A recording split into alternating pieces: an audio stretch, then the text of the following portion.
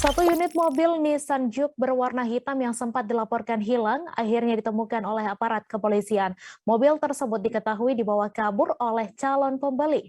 Mobil milik warga Kota Bandar Lampung bernama Fananda Wira ini ditemukan di wilayah Pekanbaru, Provinsi Riau. Mobil tersebut ditemukan sudah berpindah tangan alias dijual oleh pelaku kepada seorang warga di Pekanbaru. Untuk informasi selengkapnya akan disampaikan langsung oleh wartawan Tribun Lampung, Joviter Husin yang kini sudah terhubung bersama kami. Silakan Joviter. Baik, Mai, dapat saya sampaikan untuk pengungkapan ini dilakukan oleh Polsek Giling. Adapun peristiwa hilang ini terjadi pada 21 Mei lalu.